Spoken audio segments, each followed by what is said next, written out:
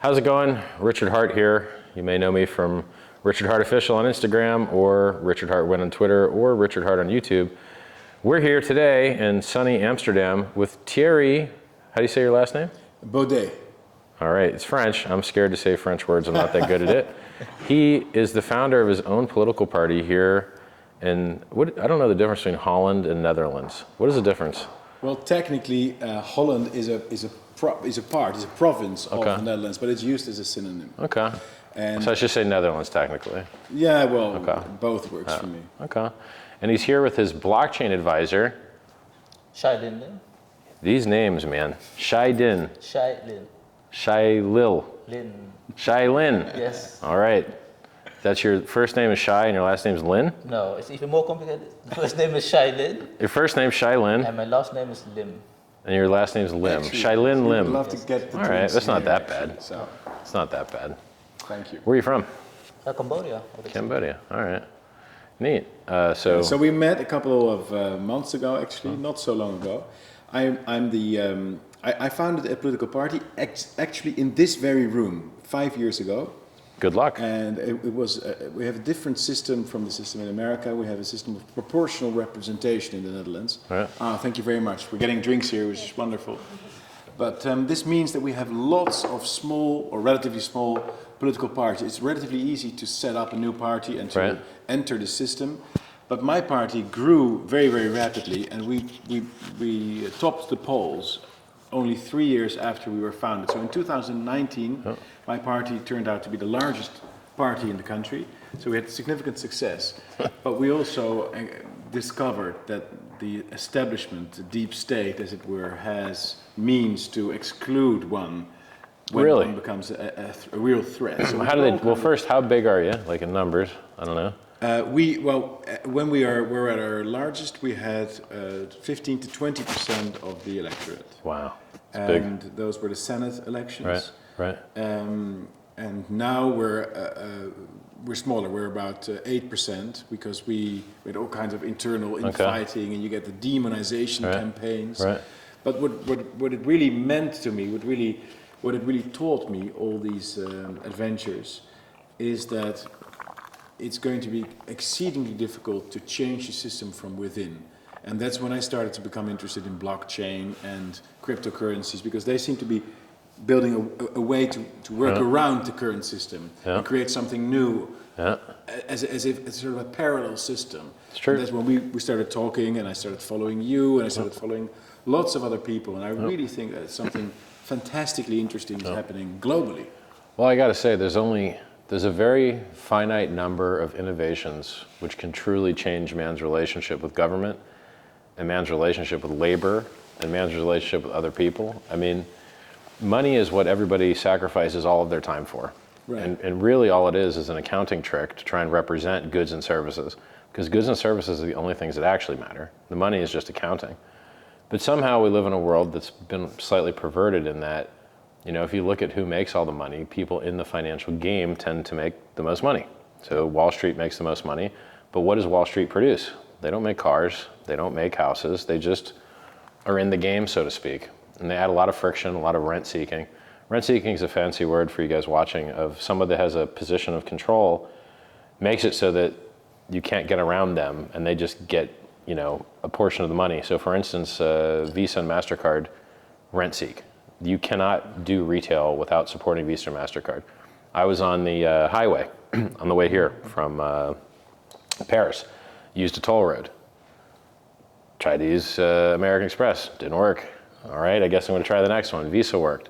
But here I am on, you know, a vital piece of infrastructure for the nation, and I'm having to play which one of these rent-seeking companies will let me actually travel on this thing, right? Yeah. So it's not good that the entire GDP of the world at retail is taxed 1% to 2% by Visa and MasterCard, and slightly more by Amex, which is why many people don't take it, because they charge higher fees. There should be a better way. It's just accounting, it's just math. We have, you know, every currency is digital now. The only difference is who gets to print it for free. So in Bitcoin miners get to print it for free. And HEX stakers get to print it for free.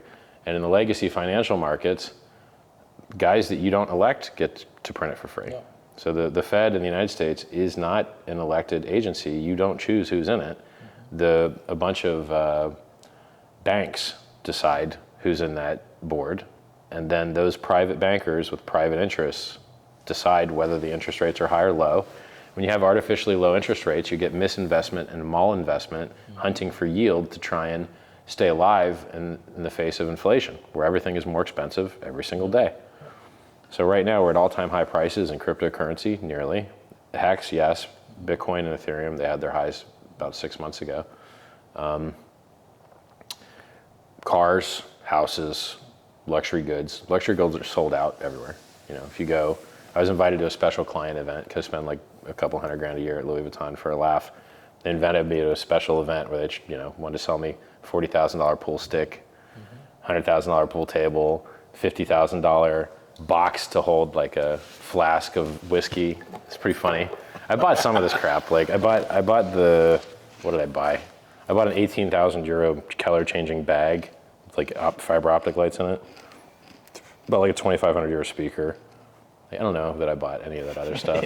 Maybe I'll buy their $60,000 foosball But did you table. buy a home in Amsterdam? Someone actually just offered me a home in Amsterdam for HEX. I don't know. I don't like selling HEX, so I'm probably going to say no.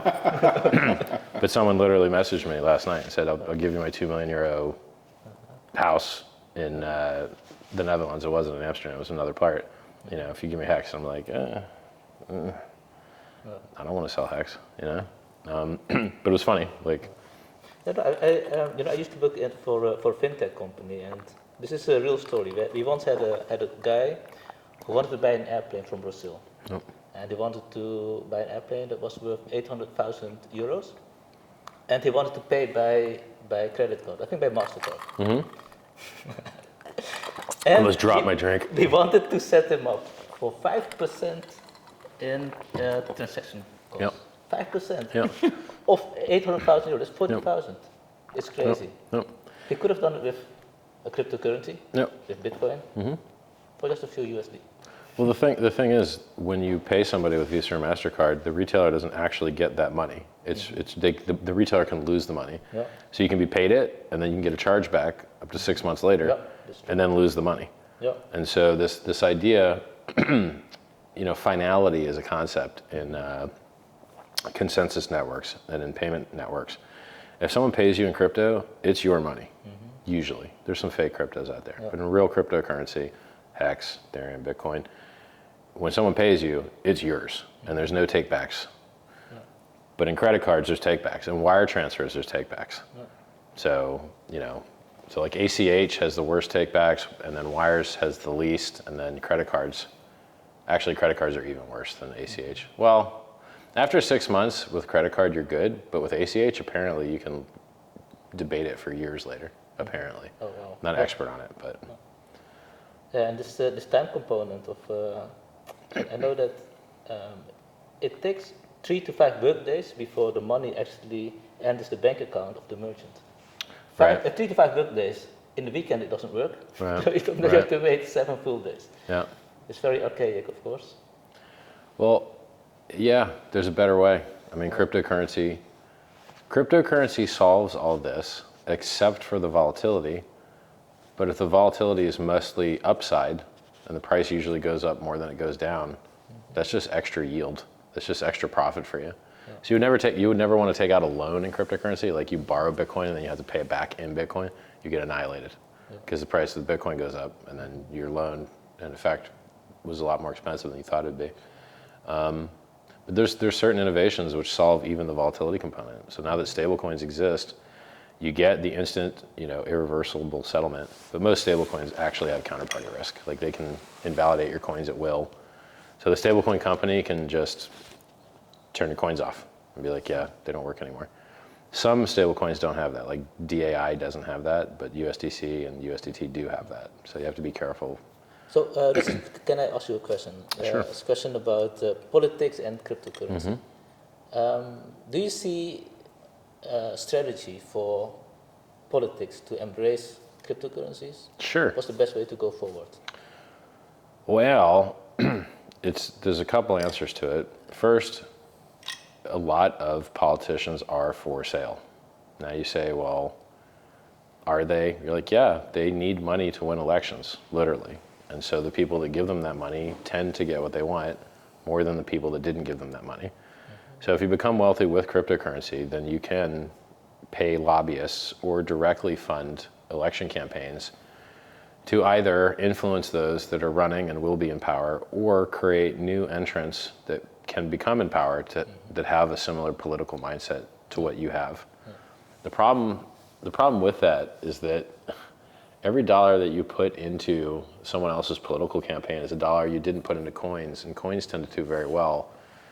And so unless you already have more money than you know what to do with, it could cost you a multiple of what you thought it would to participate in these type of lobbying campaigns. There are other ways where you could just do good messaging, you know? So align yourself with the goals. Do you want America to be competitive, or do you want all this innovation to go to another country? Because if you make very harsh draconian laws in the United States, you're gonna see all this fintech innovation go somewhere else, and that's gonna hurt America. And do you wanna hurt America? So you can do your messaging in a way, that matches with the belief systems of the people that you're trying to influence. Yeah. Because really, what does cryptocurrency do? It removes middlemen, it increases efficiency. It's just better, right? And the only thing that it has as a downside is volatility. But as long as it's mostly to the upside, that's a good thing. Yeah. So, you know, I think the other way that you could do this, so one is you fund campaigns directly. 2 is you pay lobbyists. 3 is, oh man, what was it? You can skip the 3 and go to 4. Yeah. I hate when this like never happens. I blame my cold. No, there's like, you can pay the lobbyists, you can fund their campaigns directly, or you can get them to invest. So if they have a big bag of crypto, they're going to do what is in their own best interest anyway. So if they already have bought into something, then they're going to defend that. Yeah.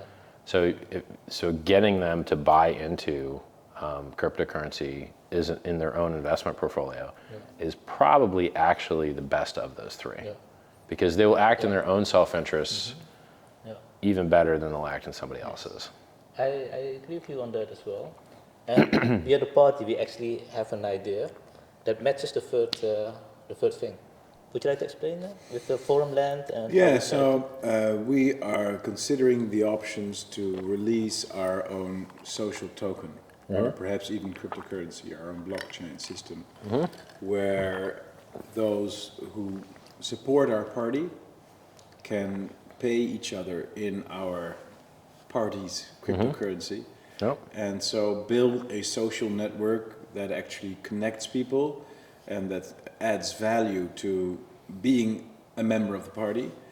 And you can also, we're still thinking about this, but in theory, there should be all kinds of possibilities to acquire coins by supporting the party, by doing things for the party, by sharing messages on social media, by attending demonstrations, whatever, all kinds of things. So we're thinking of a way, because Forum is the single largest member party in the Netherlands. We've got 50,000 members, whereas the governing party has only 25,000 members. So we have a very significant group of people. Why is, like, how, so why do they get to govern? Why do they get to govern with so few members?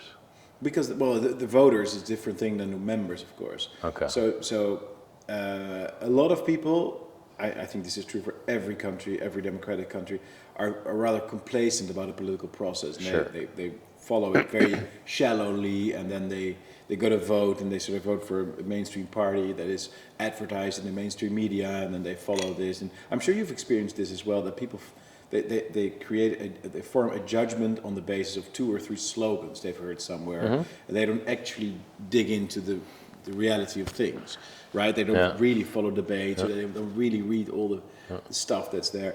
So we've got a very dedicated group of followers, and then there's the social media group of people that follow us, but it may not be the thing that's advertised by the mass media, and that's why we're not the largest party in terms of elections. But still, we're looking for a way to weaponize is maybe too aggressive, but to monetize maybe, or to actionize this potential, and then maybe even go international by it.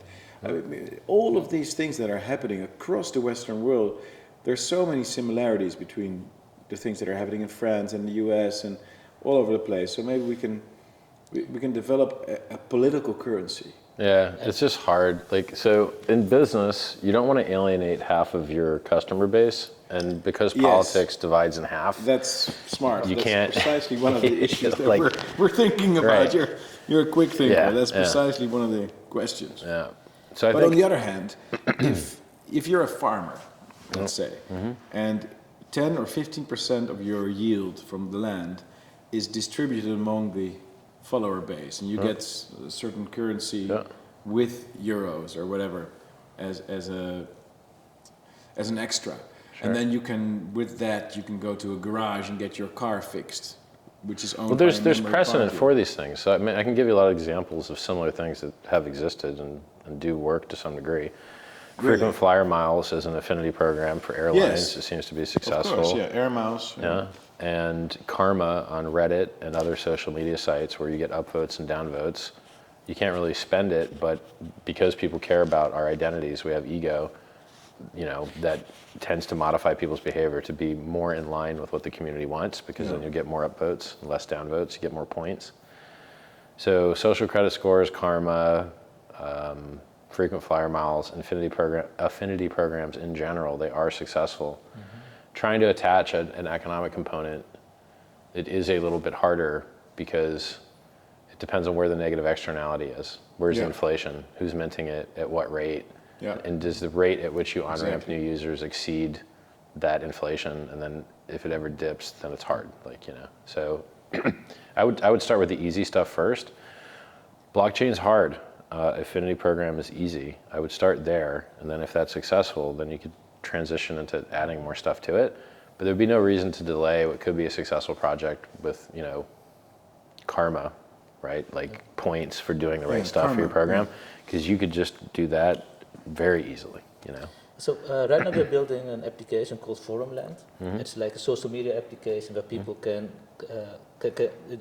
join the app, and then they can create posts, they can chat with each other, they can create events and crowdfund each other. And I think that this is a very nice way to eventually draw people into the crypto space.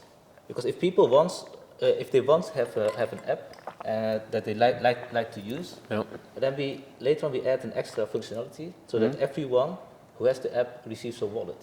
And within this wallet they can hold this forum token, and they can also hold other cryptocurrencies like Bitcoin, HEX, and many other different ones. I think this is a very nice and non-violent way of drawing people into the world, and once they are drawn into the world, they finally have it's just like skin in the game. It's just like people will say, what if we made a game with like a crypto token involved? Look how popular games are. And you're like, yeah, true. But go and try and make a successful game. It's very hard. Like making a successful game is very hard. And a lot of people that have successful games now, they had 20 unsuccessful games first. There's a lot of loss of money and a lot of years it took to make a successful one. So yeah, your idea might work, but getting users to use an app in the first place, regardless of the add-on features, is like the core thing you're trying to sell them on. It's hard to do. You know, like I'm out here still 100,000 followers on YouTube. It's not many. It's like nothing, you know. Just like you only have 100,000. Only 100,000 on YouTube. It's crazy. Yeah, I got like 120,000 on Twitter, but it's hard to get people to interact. I don't know. I think it's because I talk about smart people stuff. And smart people stuff's harder. Like if I did reaction videos. I knew you would say something like that. It's vintage Richard Hart. if I were doing reaction videos or keyboard reviews, I'd have more followers. But you're currently on a tour through Europe. Yeah, we did Estonia, Riga, Prague, Paris, Liechtenstein, Zurich. You stayed in a hotel in Warsaw. Liechtenstein, where I also have stayed before. All the rich people go to the very same nice hotel. Good where you food. have this round place where you can have dinner, and you have the Africa room, and it's cool. The food is good. Nice hotel. The lady that like owns it or runs it always stops by. She's like 70. She comes and checks on you. You're like, yeah, everything's good. You know, it's cool. I don't know. It's crazy. You know, not too often is like, you know, the hotel manager, like super duper owner person. And then, out, like, so, but is there a particular purpose of this tour of Europe, or not really. just fun? They were shooting a documentary about me and HEX in Estonia, and we didn't have anything to shoot for content on a rainy day. And the only thing we could think of was shoot guns and buy a car. So now I got a car, and I'm like, oh well, might as well use it. So Grand Touring car, Grand Tour, start driving around. But you know, as summer comes to an end, I'm thinking, don't need the car anymore probably. We'll see. Yeah. Yeah, so you're leaving the car to I think I'm gonna political sell party as a gift that you think. Yeah, you wish. He's presupposing. I like it. Always be closing. Yeah. And then, so this is the final stop of the trip, or? No, I'm probably gonna go to Hamburg or what's that Scandinavian Berlin? country, just slightly north. Denmark, Hamburg, Denmark, something like that. Maybe do Sweden. I don't know. I don't have it figured out. We're just kind of playing it by ear, you know. Yeah. I have some interesting political ideas for you guys. You want some interesting political ideas? Yeah, sure. Tell us. I don't think you'll be able to use any of these, but you might be able to. I don't know. So I think if you want good elected officials, and those elected officials are chosen from a pool of people that are running, if better people run, then you get better electorate. How do you get better people to run? You pay them more. So I think most people that want to be really wealthy, they're not going to go into politics because the pay is bad. It's not good. It also restricts how much fun you can have in your life. You start to do anything spicy, you get blown out, you know? So I think that paying elected officials more would be a way to get better candidates, and then you might get better people in You office. should either pay them more or pay them less. Yeah, maybe. Now it's precisely the wrong intermediate. Right. Yeah, maybe. Yeah. Because if you pay them less, then you get people who are already. You just care, yeah. Yeah. Who are already successful, yeah. Yeah. And, I agree. Yeah. but this is precisely wrong. I agree, because it stimulates kind of career politician. Yep. So then the other problem that you have is, so now you're even if you have the dumbest voters possible, at least they're more likely to choose someone good because a better quality person's running for office. Yeah. Now so let's say there are better and worse systems of voting. So in the United States, we use the worst voting system called first past the post, which means that extremists are elected. So whoever gets 51%, they're going to win. So democracy is served properly if 51% vote to gouge out the eyes of the other 49%. Obviously a bad idea, but by the rules of democracy, that's what you get. But I don't think that leads to more extreme voices. I think it leads to the common denominator, the largest common denominator, because everyone moves to the center. This is what we've seen with the Republicans and the Democrats. There's no difference at all between Bill Clinton, George Bush, Obama. It's all the same. I mean, Trump was different, but then Biden restores it again. Yeah. I think it's the same. It's Well, one party. I know what you mean. Yes, we have a very so with non-diverse proportional representation like we have, you have new ideas. Yeah. It's like a free market. Well, this would be an example. So proportional representation is an example of getting more diverse stuff. Yeah. So what I'm saying is, if you instead used a ranked list voting system, which we do not use in the United States, so if you want to get the least amount of data from a voter, you just say, give me one name. And that's what we get currently. But could we get more data from the voter? Yes, we could get a list. Okay, if you can't get this guy, who do you want second? That guy. Okay, if you can't get him, who do you want? This guy. Yeah. And you get everybody's list, and you combine those lists, and you can end up with somebody that's not everybody's favorite, but everyone likes enough that you can get consensus behind. Instead of the guy winning, half the people like a lot and half the people hate violently, and then it's very hard to get consensus because he needs to work with other people to get things passed. Like, you know, in Congress, you need 2/3 to get things passed sometimes, or in the Senate at least. I'm not an expert on these things, but so in governance, you need consensus to make progress. And if you have a voting system which tends towards choosing extremists over people that are the same, now this is one of these things about nuance. what you're saying is true. Most people tend to have the same beliefs, and yes, the left and the right are really just like corporate light and corporate strong. There's no labor, there's no green, there's really corporate and corporate in the United States. Those are the only two parties we really have. And they're both doing the same things. They're both blowing up people in Afghanistan. They're both stepping on your rights. They're both doing warrantless wiretaps. Like they're doing almost the same stuff. So I get that, but that's not a particular function of the system of voting. So I know ranked list is better, and there are a lot of countries that use it. They probably use it here. I wouldn't be surprised. But what the danger of that is that you get the most boring guy.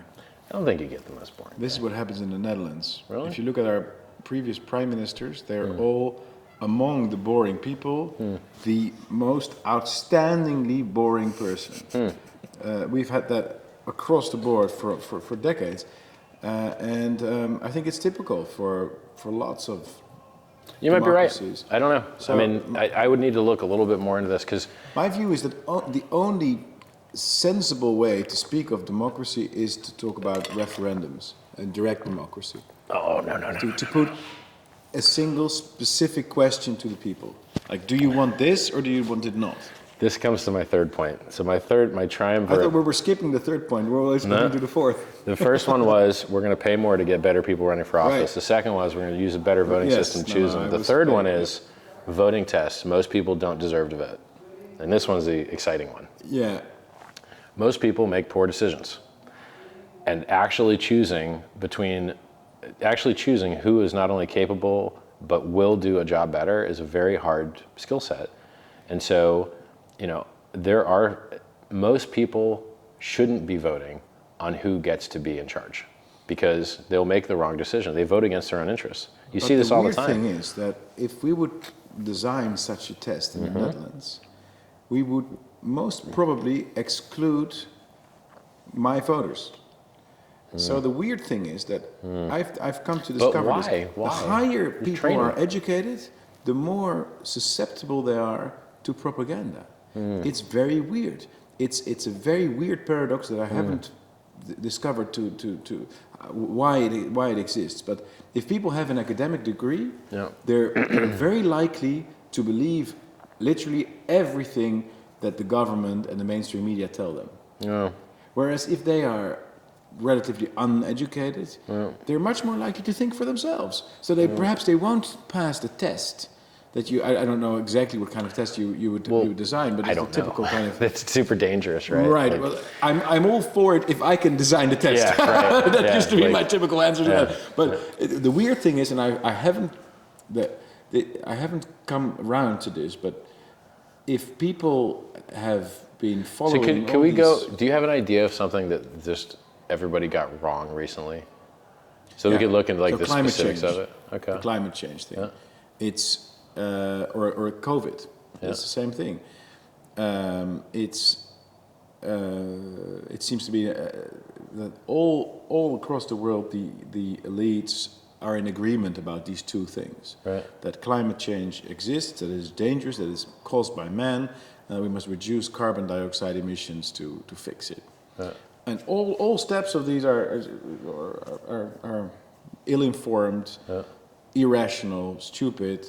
They're not backed by facts and so on. The same with corona, the COVID virus, that it's super dangerous, which is not, that the lockdowns work to prevent it from spreading, which they do not, that vaccines work against it, which they do not, and that QR codes are sort of going to save us from that, whereas that's the beginning of a mass surveillance system that we've seen in China.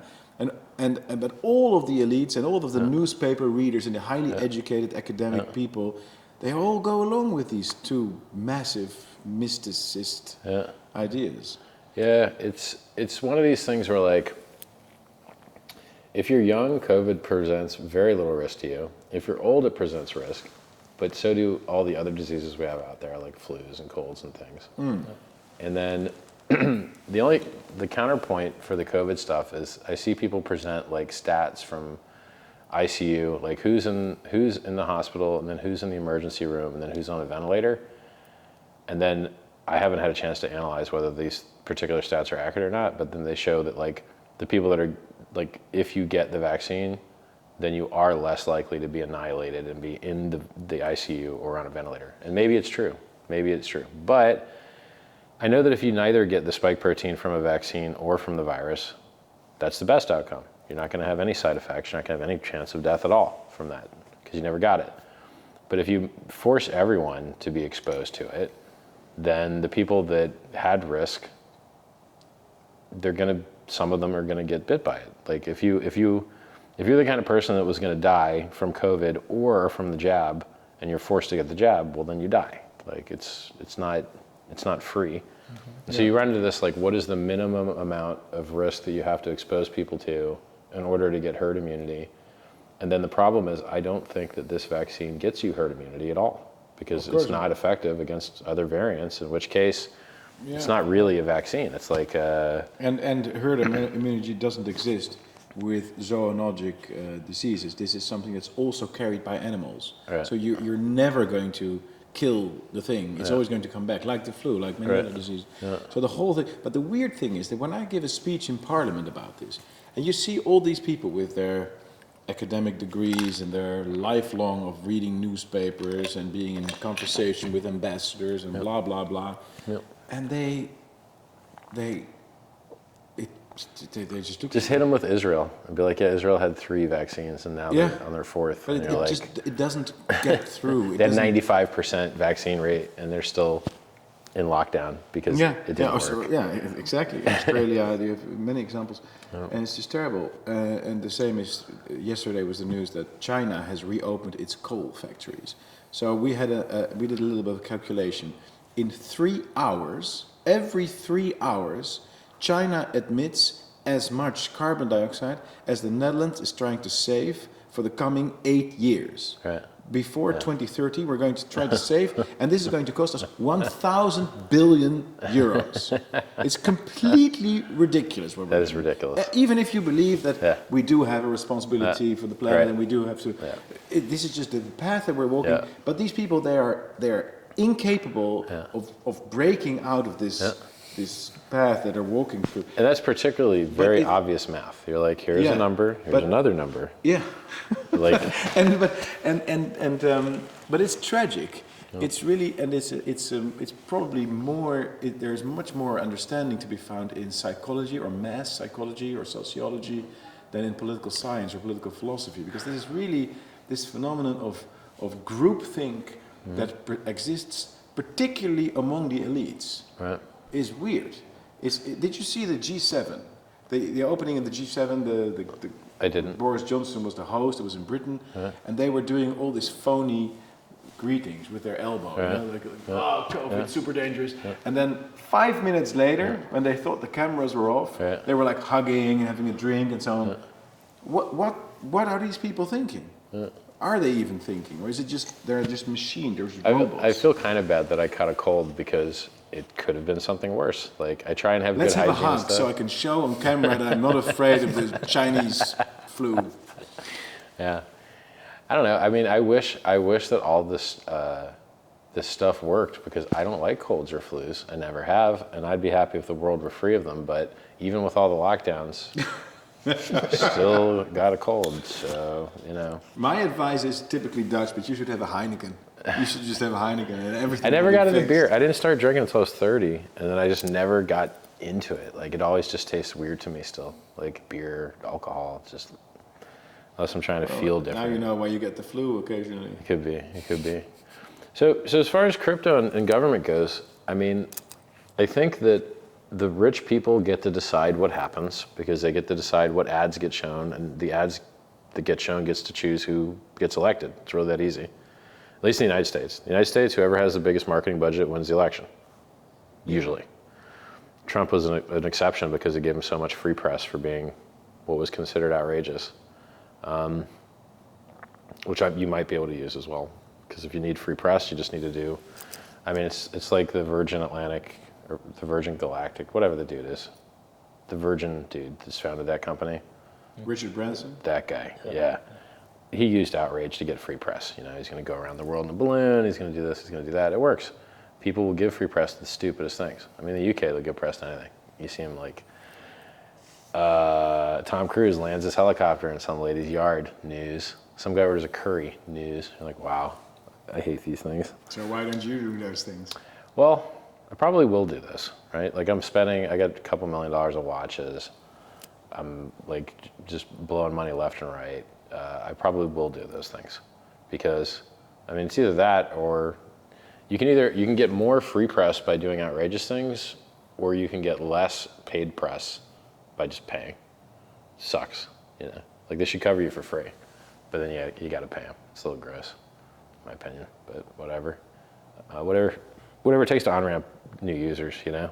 Because if you want to make the world, people got to hear the message, and if they're not hearing it, you got to keep rotating your tactics until they do. And we're doing pretty good. I mean, so far we're the world's best performing asset to have ever existed on roughly only 250,000 people, maybe a third of a million people. So if you look at these numbers, tend to go up exponentially. They're not linear. So as we add more users, if we add another third of a million people, it should be really, really chart breaking. If you saw the Jaws movie where it's like, we need a bigger boat, basically with HEX, we need a bigger chart. Like it's really, I designed something and then it worked. That's quite Trumpian to say. You're rather Trumpian in your... Hey, it works, you know. Poor Trump, though. If he would have just taken the money his dad gave him and stuck in the S&P 500, he would have made more than doing all that work. But he didn't build buildings. Like he just hands his name out to other people to build the buildings. He's more of a brand than he is. He should have commuted the sentences of several people, and he didn't. Sure. And he should have, for example, Russ Ulbricht, and he should really have interfered with the election counting, because there were so many options for him to do a recount and to check things, and he didn't. You know, it's weird. He no longer exists. They deleted him. I haven't seen anything from him in a long time. Social media removed him. The president. Oh, yeah, totally. Yeah. The president. They can do that to the president. They can do it to anybody. So that's why I believe that these utilities should be regulated as utilities. So on the one hand, me too. I agree. That's it. I mean, absolutely. These are more important to people's lives than the telephone ever was. They're public services rather than private things. So allow data portability, allow a base layer that people can value add onto, just like DSL. When DSL came out, that's how it got spread when they broke up Mobile and stuff. So like, we need that in social media because it's only getting worse. If you talk about the C word, why don't I say the word? YouTube will penalize me. What's the C word? COVID. Ah, yes, of course. Yeah. They literally have a filter. Yes. They have a filter. Conservatism, conspiracy, like COVID, yes. You can talk about the other things, they won't ban you. But if you talk about this thing, they'll penalize you. Yeah. And so how many, I mean... Yeah, videos of mine have been removed. So, How are you going to have public discourse and a political innovation, debate progress, if you can't speak about things? And who are these scumbags to censor me? These maggots to censor me? Like, I don't know about anybody else, but I'm the best person in my industry. I raised $27 million for charity. I designed the world's best performing asset with 100% uptime since launch. For somebody in some far off place to censor my speech is disgusting. So it's... But you live in California, don't you? Nobody knows where I live. It's like a secret. I'm like a double agent, secret agent, 007 guy. I don't know. Well, because I thought if you live in California, then you might run into those people occasionally. Yeah, it would be nice. And speak to them. I look forward to it. Have you ever met Mark Zuckerberg, for example, or Eric Schmidt, or any of the... I don't even know if Eric Schmidt works for Google anymore. I think he quit. Or I have to look it up. What's his name? Jack Dorsey runs Twitter, yeah. He's a Bitcoin guy. He's on Team Crypto. That's what I mean, is like once you get guys to buy in, they're going to support their investment. So Jack Dorsey bought a lot of Bitcoin. Now there's going to be Bitcoin tipping and, you know, great. And then if you can get the political class to buy in, which they should, you guys like money? You like money? You should buy some of this stuff. Then this particular issue of crypto will just get solved on its own. Like they'll do the right thing for crypto once they own enough of it. And if they don't, well, here's the funny thing. So you've seen El Salvador support it as a payment method. Like it's currency in their country now. And then as you see other countries tend to do that, you could get to a point where the rest of the world just figures out, like, yep, you have to play catch up now because they adopted it. It's working better over there, you know? But it will make the government less powerful. I'm not sure about that because part. the country will be richer, that's what you mean. Well, you know, the government has other ways of extracting resources. So, like, in general, successful business in the United States made it the hegemon, like the largest political actor, the largest military actor. So the United States was able to do that because of the effectiveness of its business infrastructure. And so if a country becomes more powerful economically through any industry, whether it be cryptocurrency, blockchain, et cetera, then that does eventually boil down into a more powerful government. It does. The concept of a less powerful government is like, unless you have a revolution, I can't really think of a government that has become less powerful. I mean, right now we've lost so many rights that we used to have. We used to have, you know, if you read somebody's mail, it's a federal crime. But now everybody reads your mail. Gmail reads your mail. The ISP reads your mail. There's ads based on your mail. Well, what happened? I thought this was a federal crime. Nope. And then you had the right against unlawful search and seizure, which was your Fourth Amendment right. But in the EU, there's literally a law called the Data Retention Act that keeps a copy of every single SMS and email that you send for years to fuck you up later when they want. So they don't know when they need it, but when they do come to fuck you up, there's a copy there by law. Well, what happened to like unlawful search and seizure? So you're pre-seizing my shit for later to fuck me up? Is that what's going on here? Yes, that's what's going on. So we lost our Fourth Amendment rights. You know, now with COVID, we've lost our right to association. So when I have a meetup and I want to, you know, invite some Hexicans, show us your papers. That's where we're at. And then you have to have government permission. And then a lot of these places, the idea that you have the superior health class, which is no spike protein whatsoever, which is like a test that shows you're negative, isn't as good as the fake one, which is the jab, right? The vaccine, which you could still be a carrier. You could be carrying Delta all over the place. But that one you get a lot of credit for. So the stupid one that's less powerful, you get more credit for, but the best one, you don't get much credit for. Yeah. And then here, like we got a test here that was good for travel, but not good for getting into restaurants. What is this shit? Why would you give me that one, stupid nurse? Like, I want to go to the fucking restaurant. So, well, it's a great pleasure talking to you. Yeah, my pleasure. I hope next time you're in the Netherlands we'll have another sit down. Yep, sounds good. And yeah, good luck with everything. Good luck, man. You're the first person I've ever met to start their own political party. A pleasure. I wish Don't you luck. try it at home. All right.